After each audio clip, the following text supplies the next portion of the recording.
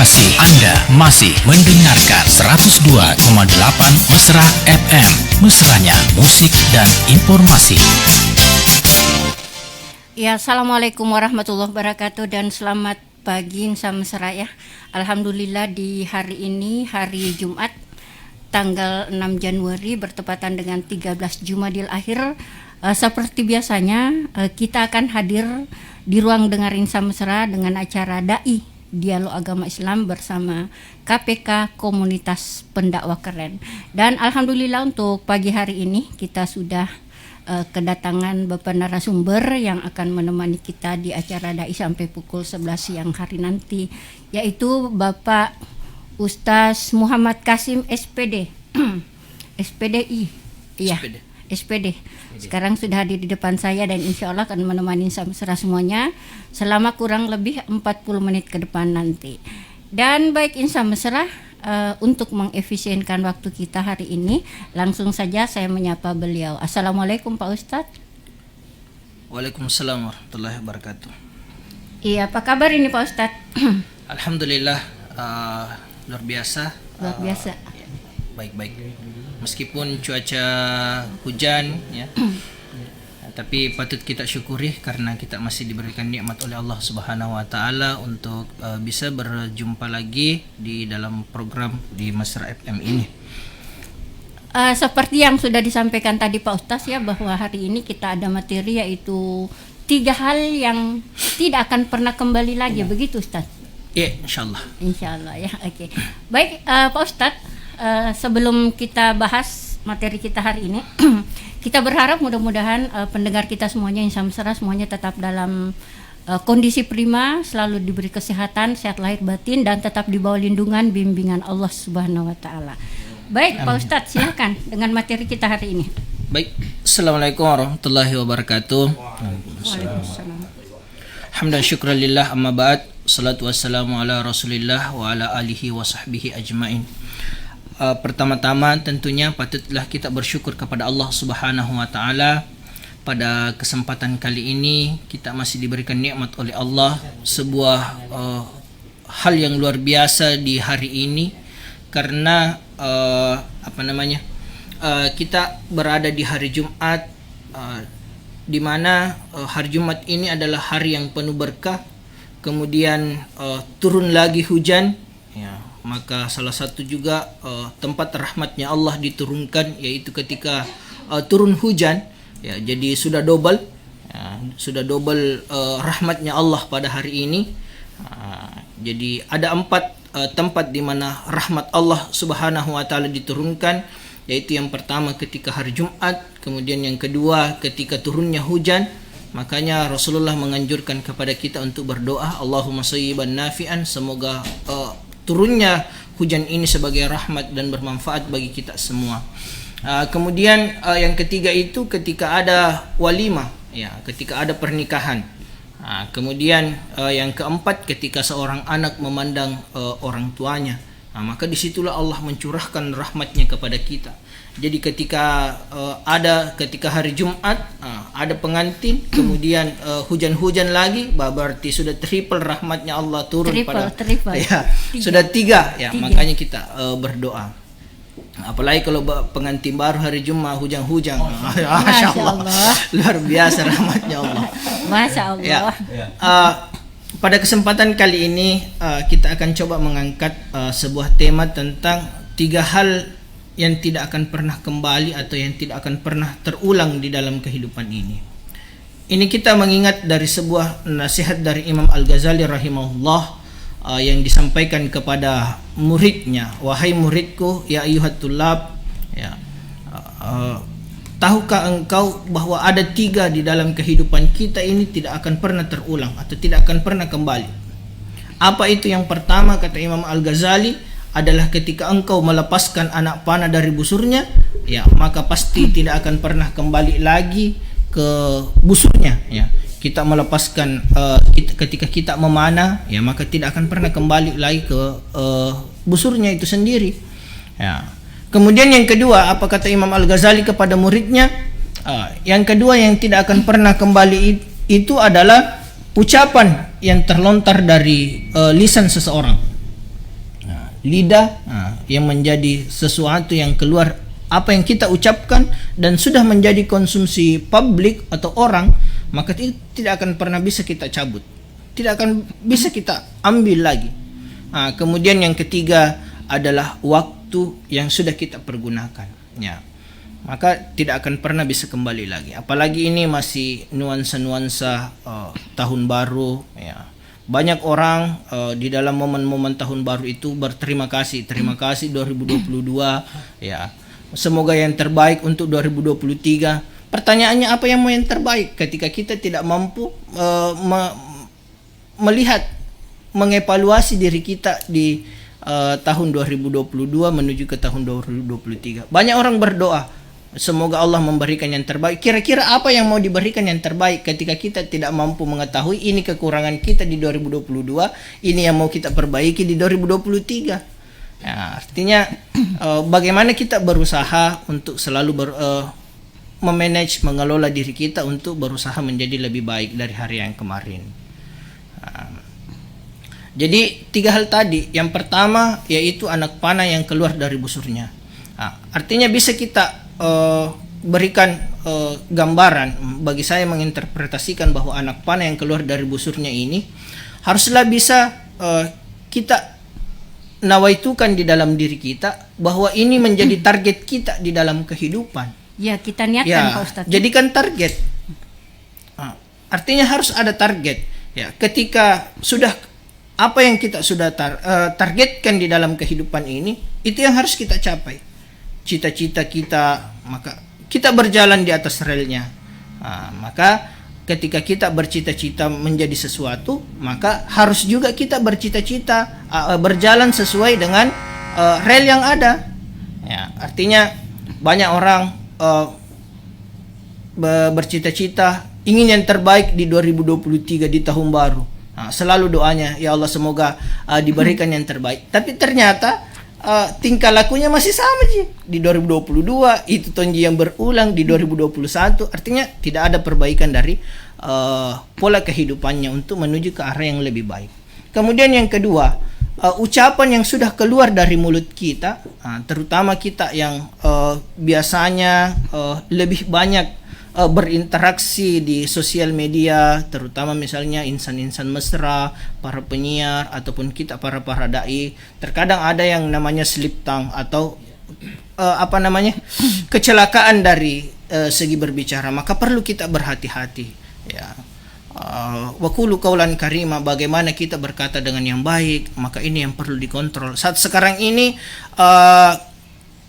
di dalam hadisnya Nabi mengatakan, ya ayyuhal la yu'minu ahadukum, tidaklah man kana yu'minu billahi wal yaumil akhir falyakul khairan aw liyaskut, bahwa barang siapa yang mengaku dirinya beriman kepada hari akhir, ya, kepada Allah dan hari akhirnya, falyakul khairan, maka katakanlah yang baik. Maka katakanlah yang baik. Aw liyaskut, atau ketika tidak mampu mengatakan yang baik, ya lebih baik diam. Ya, makanya ada yang mengatakan diam itu as-sukutu as-salama, diam itu membawa keselamatan. Artinya ketika kita tidak mampu lagi mengontrol, apalagi kita lihat fenomena anak-anak sekarang, hampir kata-katanya tidak mampu terkontrol, luar biasa. Ada kata-kata ini, kata-kata ini. Hampir setiap hari kita dengar kata-kata seperti itu, seakan-akan sesuatu yang biasa, tapi pada dasarnya bagi kita mungkin yang dengar orang tuanya semacam sesuatu yang tidak baik sebenarnya didengar, tidak beretika lagi kata-katanya. Nah sekarang ternyata tidak hanya sekedar mulut kita yang perlu dijaga, lisan kita, ternyata 2 jari jempol juga yang perlu. Ini juga yang bahaya juga. Sekarang bukan lagi cuma sekedar kata-kata, tetapi 2 jari jempol ini yang perlu ditahan. Ya. Kenapa saya katakan demikian? Karena terkadang 2 jari jempol ini yang menjerumuskan. Adanya berita muncul langsung di-share. Padahal dijelaskan kepada kita ketika datang berita dari orang-orang fasik yang tidak jelas keberadaannya, fatabayanu, maka kita klarifikasi. Ya, kalau memang belum jelas kebenarannya, ya maka paling tidak kita tidak men-share, ya stop sampai di situ. Ya. Apalagi kalau gibah, luar biasa. Makanya dengan salah satu hadirnya Mesra sebagai media informasi buat kita semua, tentunya akan memberikan edukasi yang positif, ya. Jadi kalau ada yang hanya lewat di beranda kita, di beranda Facebook atau dan lain sebagainya, kalau tidak jelas informasinya, tidak usahlah di-share. Itu bahayanya 11 jari jempol sekarang. Jadi bukan lagi yang tidak bisa kembali. Kalau mungkin komentar masih bisa dihapus, tapi kalau sudah tersave, masalah sudah selesai. Artinya kita perlu hati-hati dalam hal baik itu dari segi komentar, dari segi statement, utamanya kita yang berada di ruang publik, ya maka perlu hati-hati dalam hal yang demikian. Makanya Imam Al-Ghazali memberikan peringatan kepada muridnya, kepada kita semua, bahwa apa yang kita ucapkan itu tidak akan pernah bisa kembali lagi.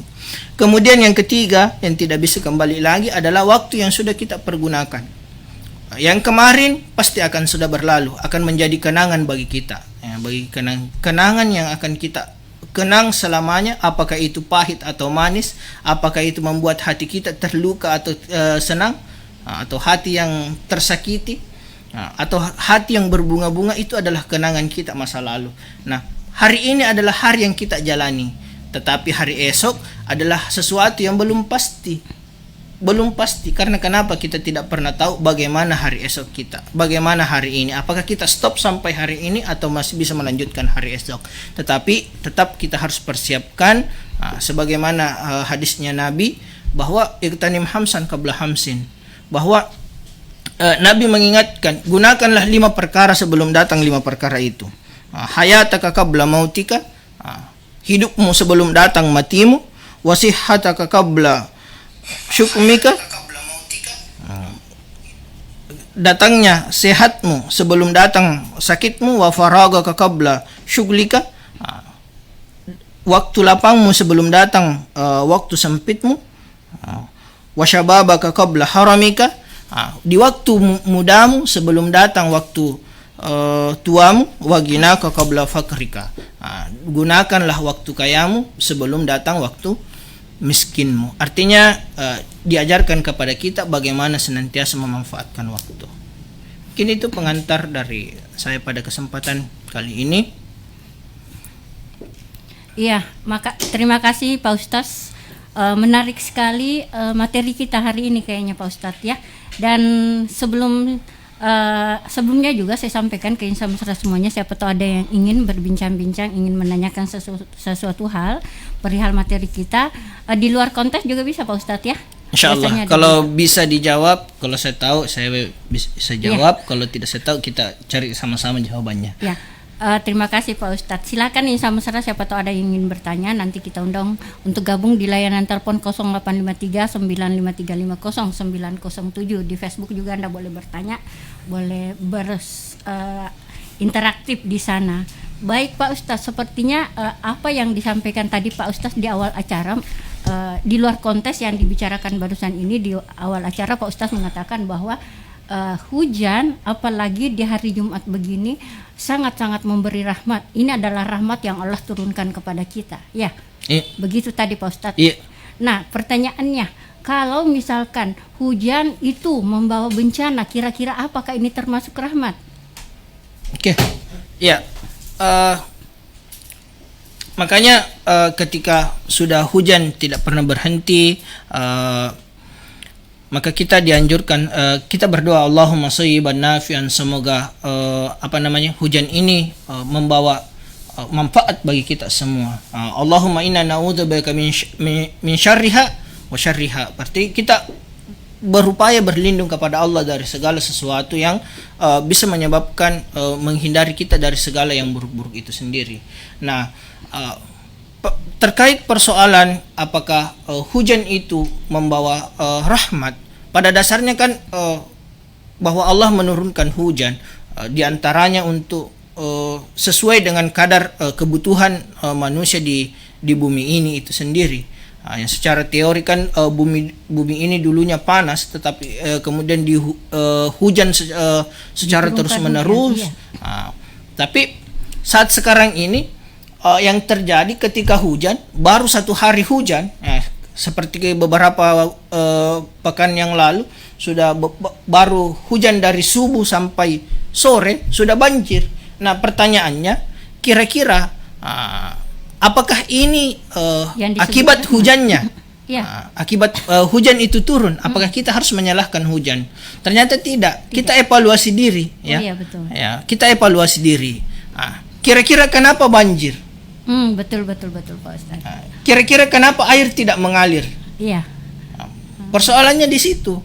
Kenapa terjadi tanah longsor? Karena penebangan hutan yang secara terus-menerus yang tidak terkendali, sehingga serapan kita kan anak SD kan belajar dilarang menggundul hutan.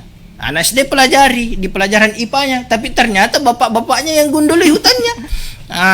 Anak SD-nya belajar bahwa harus menanam pohon, penghijauan dan lain sebagainya. Tapi ternyata kebijakan-kebijakan yang berlaku justru mengakibatkan aktivitas kita sehari-hari justru yang mengakibatkan kita sendiri yang terdampak seperti itu. Tidakkah Allah menjelaskan zaharal fasadu fil barri wal bahri bima kasabat aydin nas, telah nampak kerusakan di darat dan di laut akibat ulah tangan manusia itu sendiri.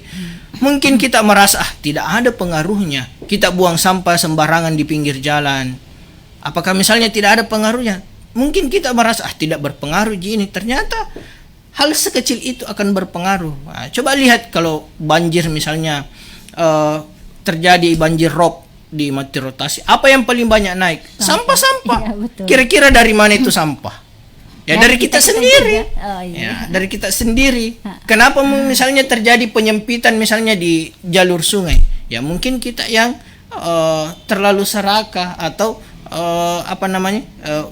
membangun bangunan di pinggir sungai, membuang sampah. Mungkin kita tidak sadari buang sampah misalnya di depan rumah, tapi ternyata terbawa oleh air, kemudian masuk di got, tersumbat got, akhirnya meluber kemana-mana. Intinya jangan menyalahkan hujan Pak Ustadz. Ya, jangan juga menyalahkan hujan, karena Iya. ini sudah jadi kodrat alam.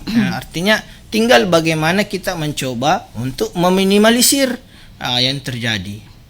Meminimalisir kemungkinan. Ya, ketika kita tahu bahwa ketika terjadi penyumbatan itu menyebabkan luapan air atau banjir, ya cobalah kita minimalisir. Janganlah buang sampah, tahanlah untuk tidak buang sampah di got. Ketika harus juga punya dalam segi tata ruang juga harus diperhatikan apakah dalam gotnya ini mampu dikeruk setiap tahun atau bagaimana. Ini juga yang jadi problem, karena kan gotnya misalnya sudah terjadi sedimen pasir, berpasir di dalam got, sehingga menyebabkan saluran air yang menjadi tersumbat.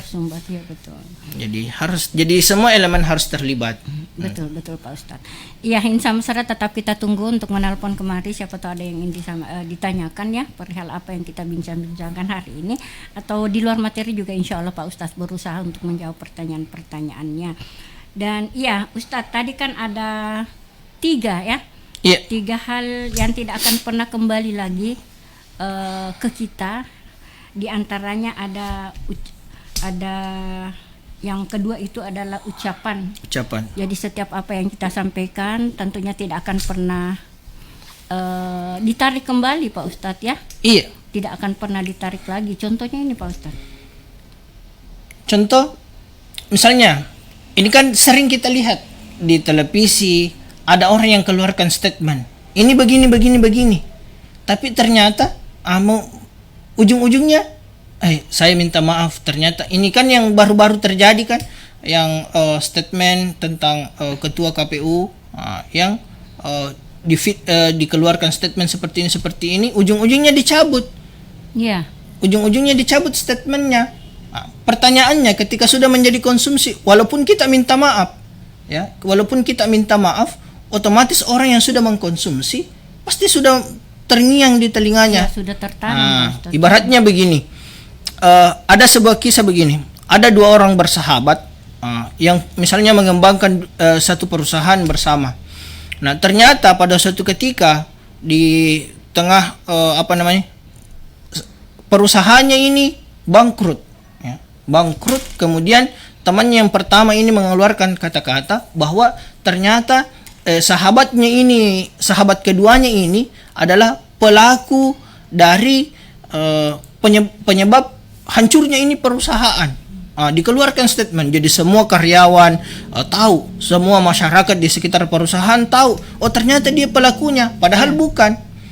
Sehingga apa yang terjadi? Orang menghindari, tidak ada lagi yang mau bergaul sama dia, sakit-sakitan, hingga di akhir ujung hayatnya dia sakratul maut. Dia berpesan kepada istrinya, panggilkan dulu sahabatku ini yang pertama tadi, saya ingin bertemu. Ternyata dia menyadari bahwa ternyata apa yang keluar dari ucapannya itu, makanya dikatakan lidah itu lebih tajam daripada pedang, membuat orang mengkonsumsinya, membuat orang yang mengkonsumsi sudah tidak percaya lagi sama temannya, dihindari sehingga sakit. Di akhirnya dia minta kepada sahabatnya, wahai sahabatku, aku punya keinginan sebelum aku meninggal dunia.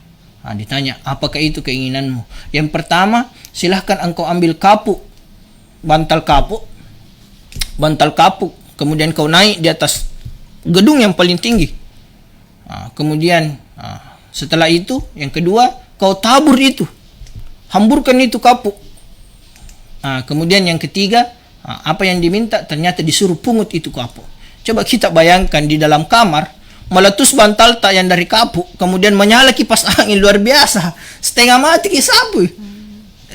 Kita setengah mati menyapu. Apalagi ini di luar ruangan, dibawa lagi oleh angin, maka apa yang disuruh pungut itu kembali. Itulah gambaran ucapan yang sudah keluar. Artinya ucapan yang sudah keluar itu tidak pernah tertambah, tidak pernah terkurang, biasanya selalu bertambah. Kalau keluar satu malah bertambah jadi dua nanti di luar.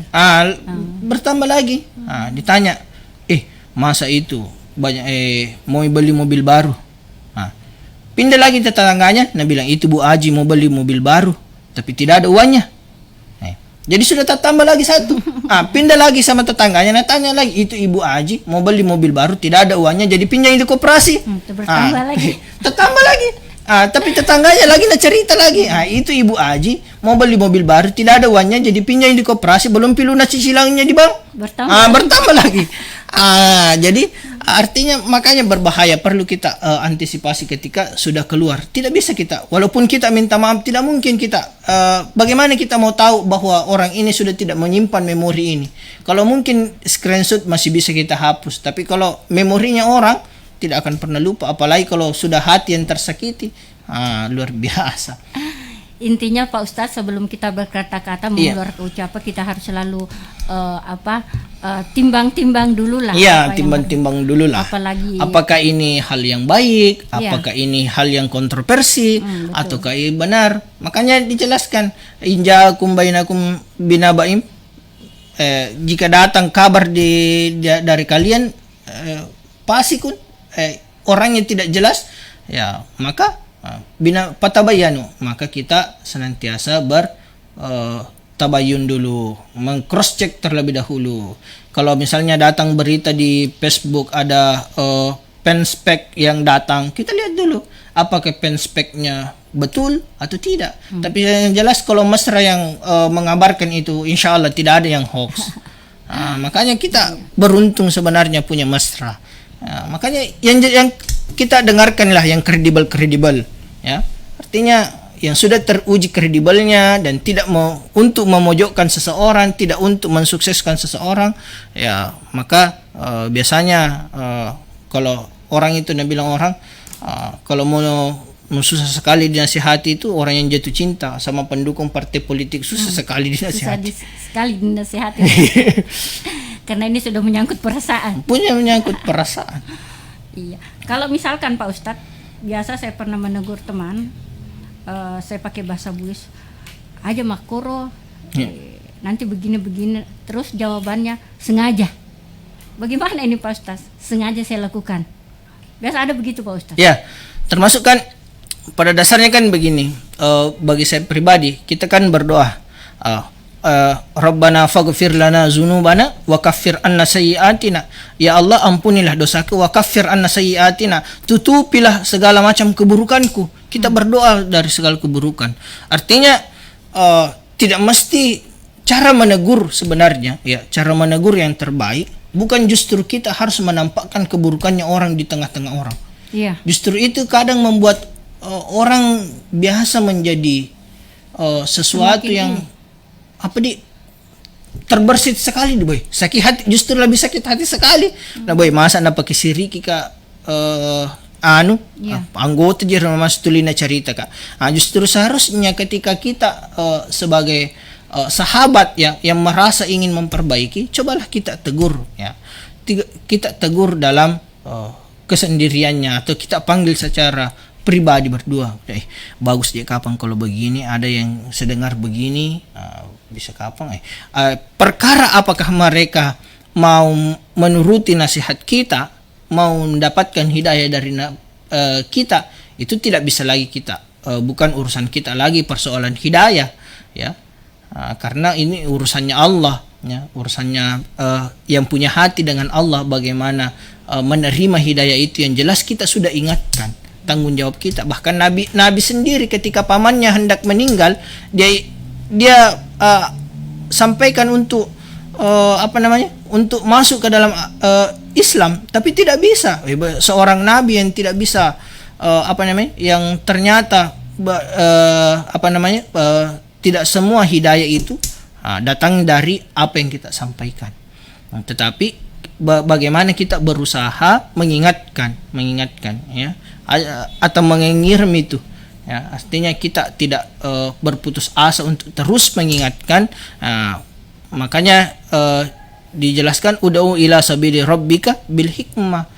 Kita mengajak kepada jalan kebenaran dan jalan agama Allah bil hikmah, dengan sesuatu yang baik-baik, bil mau'izatil hasanah, dengan petunjuk-petunjuk yang baik, bukan justru dengan kekerasan, bukan justru dengan memojokkan orang, bukan justru dengan mempermalukan orang. Justru itu bisa membuat keburukan yang lain. Iya, betul. Jadi baku bombe bertetangga, apa mi? Saling baku tutup jalan mi. Iya. Ini yang terjadi. Selanjutnya Pak Ustadz, yang ketiga tadi adalah waktu yang sudah kita pergunakan, ya. Artinya tahun kemarin sudah lewat. Sudah lewat. Sekarang ini adalah waktu kita untuk berbenah di hari-hari selanjutnya. Begitu Pak Ustadz? Iya. Ya.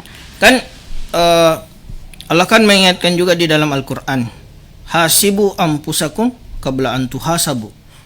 Hitunglah dirimu, hisaplah dirimu sebelum kita menuju kepada hari perhitungan. Maksudnya, artinya Pak Ustadz? Kita berhitung sejauh mana perjalanan kehidupan kita, ya. Tidakkah di faman ya'mal mithqala dzarratin syarran yara wa man ya'mal mithqala dzarratin faman ya'mal mithqala dzarratin khairan yara wa man ya'mal mithqala dzarratin syarran yara.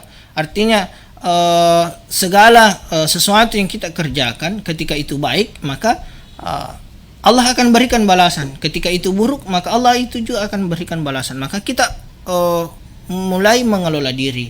Apakah perjalanan kehidupan saya selama ini, misalnya 20 tahun yang sudah saya lalui itu sudah sesuai dengan relnya? Makanya kita diingatkan, innal insana lafi husrin. Tidakkah manusia benar-benar berada di dalam kerugian? Kita dicap oleh Allah rugi. Illal ladzina amanu wa amilus solihati, kecuali mereka yang beriman dan beramal soleh. Artinya kita bisa mengevaluasi diri sejauh mana perkembangan ibadah kita selama di tahun-tahun sebelumnya. Maka kita tingkatkan di tahun sebelumnya. Jadi jangan terlalu banyak berharap ketika kita berharap di tahun 2023 tetapi tidak bisa mampu mengevaluasi di tahun 2022. Artinya dalam sebuah manajemen bahwa kita harus tahu dulu kekurangan kita di mana. Misalnya salat kita bolong-bolong, yang paling sering telat misalnya salat subuh. Ya, perbaiki di 2023. Kita perbaiki paling tidak salat tepat waktu. Salat tepat waktu. Misalnya masih lebih sering salat di rumah dibandingkan di masjid. Apa yang mau kita perbaiki? Perbaiki dengan lebih banyak salat di masjid. Itu kan resolusi. Misalnya sedekah kita kalau tahun lalu misalnya 5.000 setiap Jumat. Kita evaluasi apakah itu sudah bagus. Ternyata gaji kita naik. Jangan justru gaji kita naik, sedekah kita tambah turun. Yang naik gaya hidup. Ini kan yang terjadi. Gaya hidup yang naik cair sertifikasinya, naik gajinya, naik pangkat dan golongannya. Tambah kurangi sedekahnya, tidak dilihat di masjid. Makanya kan diingatkan, gunakan waktu sempatmu sebelum datang waktu sempitmu. Ada kalanya kita sudah sibuk sekali. Jangan sampai karena kesibukan kita baru mau sadar, baru kasih mau pergi masjid, tapi banyak sekali kerjaku di kantor ini belum bisa selesai. Ini kan yang terjadi. Dulu waktunya COVID, luar biasa menggebu-gebu. Kenapa ini pemerintah tutup masjid? Banyak yang protes. Tidak boleh tutup masjid. Tidak boleh ini. Sekalinya dibuka masjid, tidak pernah pergi masjid. Ini kan yang masalah. Baru selalu merasa merasa dirinya baru kapal. Ternyata tidak enak Ramadan beberapa tahun yang lalu dilarang pergi masjid salat tarawih. Ini kan sudah masuk di waktu sempit. Artinya dulu waktunya kita lapang, masa gena waktu senggang waktu kita, kita nanti pilih. Sehingga waktu itu terbuang secara percuma. Nanti sibuk, tidak ada yang waktuku, baru lagi mau urus anak, baru lagi mau urus pekerjaan rumah, baru lagi mau urus ini, sehingga kita melalaikan kewajiban kita sebenarnya. Makanya kita diingatkan untuk senantiasa bagaimana memanfaatkan waktu yang ada. Apalagi namanya manusia Pak Ustadz, ya biasanya kata orang melasapi nama rengerang. Makanya diingatkan gunakanlah waktu sehatmu sebelum datang waktu sakitmu. Mapadi manyuto no de nan sa di ulelo masigi. Bosi-bosi to ni subuh. Kenapa mapadi ni nan sangutu ko? Makanya paling banyak di masjid itu golongan-golongan nenek-nenek. Orang kita sementara salat. Makanya kita diingatkan, gunakanlah waktu mudamu. Makanya salah satu yang paling dirindukan oleh syurga adalah pemuda yang senantiasa terikat hatinya dengan masjid. Tapi coba kita perhatikan di masjid-masjid masih tapi kalau sekitar sini masih biasa adalah. Tapi kebanyakan di antara kita lebih banyak menghabiskan waktu di mana? Di tempat-tempat yang lain. Paling tidak, apakah tidak boleh kita main futsal? Silakan main futsal. Sering biasa saya tanya anak-anak di sekolah, saya tidak larang ki nak main futsal, saya tidak larang ki main basket, saya tidak larang ki berolahraga. Silakan berolahraga, karena itu juga untuk kebutuhan kesehatan. Tapi ingat, kalau sudah bunyi radionya masjid, mengaji nih radionya masjid, salah ini lapangannya. Tinggalkan lapangan, jangan nanti dikejar baru naik, karena sekadar hanya untuk melampiaskan hobi. Nanti mau azan baru mandi, terlambat pergi masjid, terlambat lagi sholat. Itu kan yang terjadi. Kita tidak larang main Mobile Legend, tidak melarang main Free Fire, silahkan. Tapi ingat, ketika waktunya sholat. Tidakkah kita dijelaskan bahwa i'mal li dunyaka kana kata isyu abada wa i'mal li akhirata kana kata mutu gadan. Carilah duniamu, silahkan bekerja. Kita sibuk di kantor, silahkan sibuk di kantor. Tapi wa i'mal li akhiratika kana kata mutu gadan. Tapi carilah juga akhiratmu. Ketika sudah masuk waktunya, tinggalkan segala aktivitas, kita bermunajat kepada Allah. Tidakkah hanya 10 sampai 15 menit saja kita menghadap kepada Allah untuk salat, untuk menyempatkan diri kita, untuk menghadap kepada Allah sebagai bentuk kewajiban kita kepada Allah. Hanya sekitar 10 sampai 15 menit kita tinggalkan pekerjaan kita untuk beristirahat, kemudian kita lanjutkan dengan aktivitas lagi. Ya, seperti yang disampaikan, yang pernah saya dengar Pak Ustadz, saya kurang tahu apakah ini yang mengatakan bahwa kejarlah duniamu seakan engkau hidup selamanya, kejarlah akhiratmu seakan engkau mati besok. Iya, itu di hadisnya Nabi di dalam kitab Muhtarul Hadis itu tadi yang saya sampaikan, i'mal li dunyaka ka'annaka ta'ishu abada wa i'mal li akhiratika ka'annaka tamutu gadan. Carilah duniamu seakan-akan engkau hidup selamanya. Artinya orientasi dunia kita harus ada. Nah, Nabi tidak menganjurkan tinggal saja di masjid berpangku tangan tunggu kiriman, tidak. Tetapi kita juga disuruh untuk bekerja. Kenapa? Siapa yang mau nafkahi anak istri tak? Apakah dengan I love you istri tak bisa kenyang? Tidak. Dengan uang. Iya, betul. Nah, makanya kita bekerja. Nah, apakah sahabat Nabi tidak ada? Banyak sahabat Nabi banyak. Termasuk Abdurrahman bin Auf, seorang pedagang yang begitu kaya. Pekerjaannya kan Nabi adalah pedagang, tetapi tidak justru dengan pekerjaannya itu membuat dia lalai. Banyak sahabat-sahabat Nabi seorang pedagang, tetapi tidak melalaikan dia untuk beribadah kepada Allah. Dia tetap rutin ikut kajian, dia tetap rutin ikut pengajian, dia tetap ikut salat berjamaah bersama Nabi, dia tetap beraktivitas seperti biasanya. Artinya tidak menghalangi kita. Bahkan di surah Al-Jumu'ah itu dijelaskan, ya ayyuhallazina amanu idza nudiya lis-salati min yaumil jum'ati fas'au ila zikrillah wasarul bai'. Tinggalkan jual beli ketika datang hari Jumat.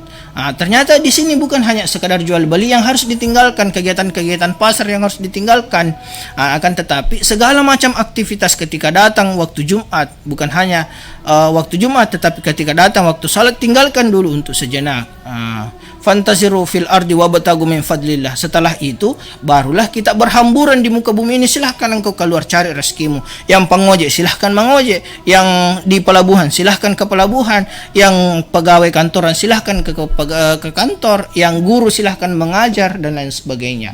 Artinya harus ada keseimbangan, sehingga cita-cita kita bisa tercapai, yaitu pidunya hasanah, bahagia di dunia, bahagia juga di akhirat. Mungkin itu yang bisa, karena sangat menarik bincang-bincang kita saat ini Pak Ustadz. Namun sayang sekali waktunya sudah sampai mentok di pukul 11. Nah, saya berterima kasih banyak atas kehadiran Pak Ustadz, atas apa yang diberikan disampaikan hari ini. Semoga insya Allah ada manfaatnya bagi kita semuanya Pak Ustadz ya. Kita akhiri Pak Ustadz dengan ucapan doa. Siapa tahu ada Pak Ustadz, kami semua di sini. Sebagai penutup pada bincang-bincang kita pada hari ini, bahwa ketika hari ini sama saja dengan hari kemarin, maka kitalah termasuk orang yang merugi.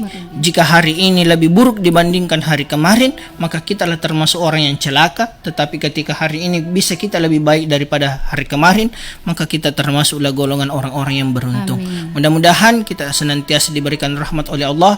Subhanaka la ilma lana illa ma 'allamtana. Mohon maaf jika ada kata-kata yang kurang berkenan di hati Bapak Ibu sekalian, para pemirsa, para pendengar setia Mesra FM 102,8. Mudah-mudahan kita bisa berjumpa di lain waktu dan di lain kesempatan. Dan akhir kalam, fallahu khairun habizan, minallahil mustan wal istiqlan. Assalamualaikum warahmatullahi wabarakatuh. Waalaikumsalam warahmatullahi wabarakatuh.